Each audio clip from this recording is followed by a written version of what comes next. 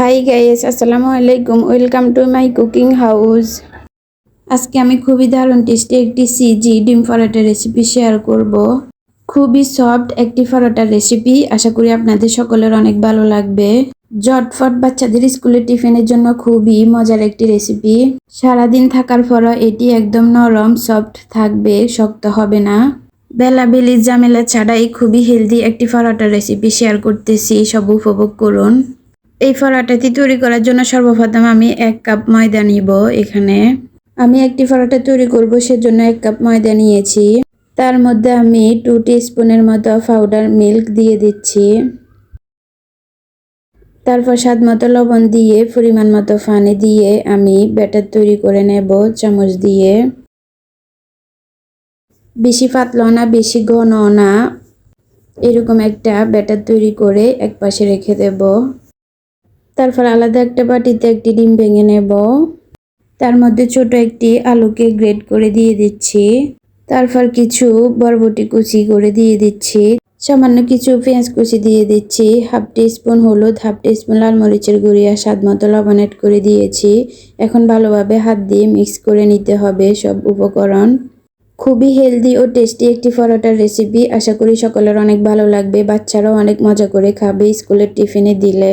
ডিমের মিশ্রণ একপাশে রেখে সর্বপ্রথম ময়দার মিশ্রণ কড়াইতে দিয়ে এভাবে তেল ছাড়া কিছুক্ষণ কুক করে নিতে হবে।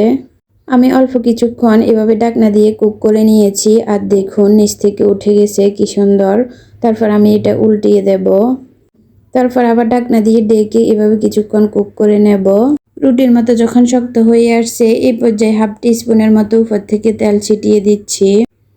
তারপর এভাবে অনবরত নেড়ে ছেড়ে কিছুক্ষণ কুক করে নিতে হবে। এভাবে নেড়ে ছেড়ে কিছুক্ষণ ভেজে নিয়েছি। দেখুন একদম কি সুন্দর একটা পারফেক্ট পরোটার কালার চলে আসছে। এই পর্যায়ে একটা প্লেটে উঠিয়ে রাখবো। তারপর ওই কড়াইতে সামান্য একটু তেল দিয়ে তেলের মধ্যে আমি ডিমের মিশ্রণ দিয়ে দেব। তারপর ডিমটাকে এভাবে ভেজে নেব।